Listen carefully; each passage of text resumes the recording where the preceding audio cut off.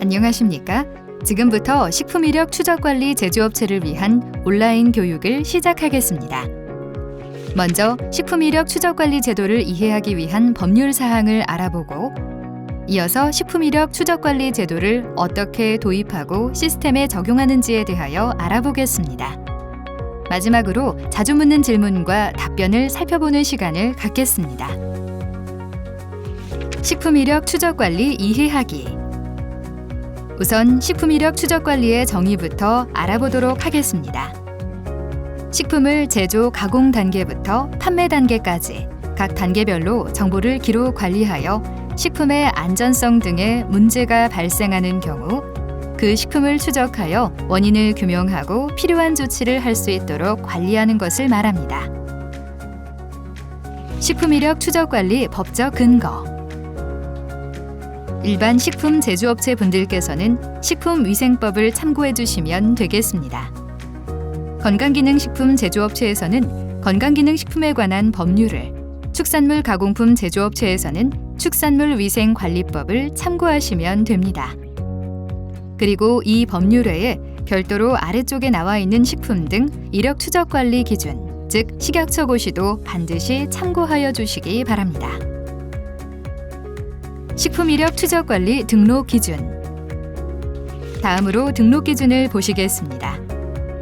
식품 이력 추적 관리는 등록할 수 있다라는 조항 때문에 원한다면 자율로도 등록이 가능합니다.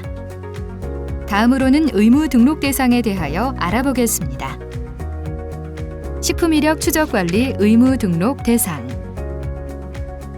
영유아식, 조제 유류의 경우에는 의무 시행이 완료된 상황이기 때문에 제품을 제조, 가공하시기 전에 등록증을 발급받으셔야 합니다. 건강기능식품 제조업소의 경우 올해 품목류별 매출액이 1억 원 이상이 넘으셨다면 다음 해 6월 1일까지 등록을 완료해 주셔야 됩니다. 예를 들어 2019년 기준 매출액이 1억 원 이상이 되신다면 다음 해인 2021년 6월 1일까지 등록을 해주셔야 합니다. 이때 품목류란 동일한 기준 및 규격을 적용받아 제조되는 모든 품목별로 나누라는 뜻이니 매출액을 확인해 주시기 바랍니다. 아래 예시를 보고 설명드리자면 가부터 마까지 제품 중 가와 나 제품은 기능성을 인정받은 동일한 품목류이므로 매출액을 합산하여 1억 3천만 원이 되기 때문에 이력 추적 의무 등록 대상이 됩니다.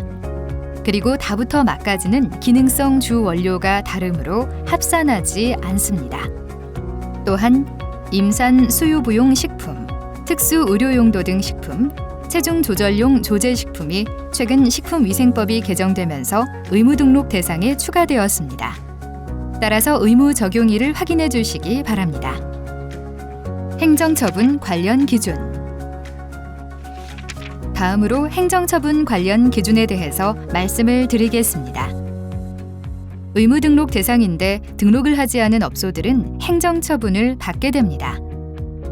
1차 위반 시에는 시정명령, 2차 위반 시에는 영업정지 7일, 3차 위반 시에는 영업정지 15일을 받게 됩니다. 다음은 과태료에 대한 사항입니다. 다음과 같이 표의 위반 행위 시 과태료에 대한 내용이 적혀 있으니 참고하여 봐주시면 되겠습니다. 다음은 변경신고 사항입니다. 등록 사항이 변경된 경우 변경 사유가 발생한 날부터 1개월 이내에 변경신고를 하셔야 합니다. 변경신고 사항은 다음과 같습니다. 위와 같은 조항들이 변경될 경우 변경신고를 해주셔야 합니다. 다음은 등록 취소 등에 관한 기준입니다. 생산관리와 출고관리는 전부 토요일 및 공휴일을 제외하고 2일 이내에 입력해 주셔야 합니다. 하지만 이런 것들이 미흡했을 경우 아래의 기준에 의해서 처분받을 수 있습니다. 행정처분 경감 혜택. 다음은 식품이력 추적관리 등록 시 행정처분 경감 혜택에 대해서 알아보도록 하겠습니다. 영업정지 또는 품목류 제조정지인 경우에는 정지처분 기간의 2분의 1 이하의 범위에서 영업허가 취소 또는 영업장 폐쇄인 경우에는 영업정지 3개월 이상의 범위에서 각각 그 처분을 경감받을 수 있습니다. 업체에서는 이러한 조항들을 참고하여 주시기 바랍니다. 식품 이력 추적 관리 도입하기. 다음으로는 식품 이력 추적 관리를 어떻게 도입하는지에 대한 설명입니다. 우선 전체적인 흐름은 이렇습니다. 회원 가입 시 먼저 해당되는 업종 유형을 확인하여 선택한 뒤 아이디를 생성 후 로그인을 합니다. 그 뒤에는 품목별, 즉 제품별로 등록증을 신청합니다. 이후 등록 신청에 대한 현장 심사를 받게 되고 등록증이 발급되고 나면 이력 관리, 즉 생산 관리, 출고 관리를 해주시면 됩니다. 이후 조사 평가라고 해서 의무업소는 2년마다, 자율업소는 3년마다 점검을 받게 됩니다. 다음으로는 등록증 신청 절차에 대해 알아보도록 하겠습니다. 회원 가입 시에는 영업 등록증 혹은 허가증 그리고 사업자 등록증이 필요합니다. 그리고 기다리지 마시고 1588-2605 콜센터 번호로 전화를 주시면 바로 승인 받으실 수 있습니다. 등록 신청 시에는 제조업소의 경우 품목 제조 보고서 혹은 품목 제조 신고증과 식품 이력 추적 관리 계획서가 필요합니다. 계획서 양식은 산업체 이력 관리 시스템 자료실에서 다운받으실 수 있습니다. 다음은 등록증 발급 소요 기간입니다. 일부 업체에서는 등록번호 사전 신청이라는 기능을 사용하게 될 텐데 이것은 식품 이력 추적 등록번호를 선부여받기 위한 절차입니다. 예를 들어 제품의 번호가 미리 인쇄되어야 하는 경우 등록번호를 먼저 받아야 할 때 쓰시는 기능입니다.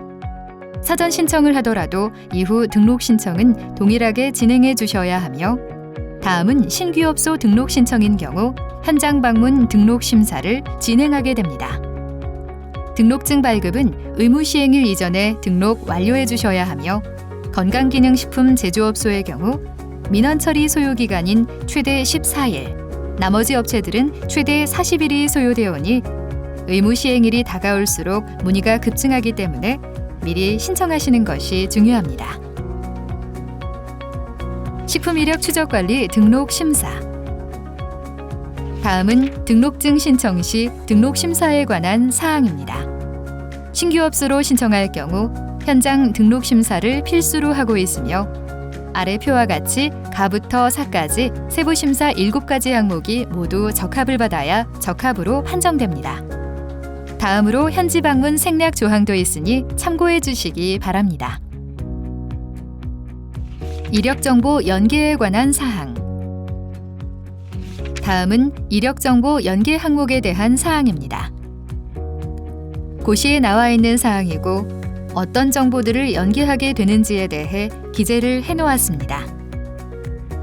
생산 제품을 모두 국외로 수출하는 경우는 제외한다는 조항은 참고해 주시기 바랍니다.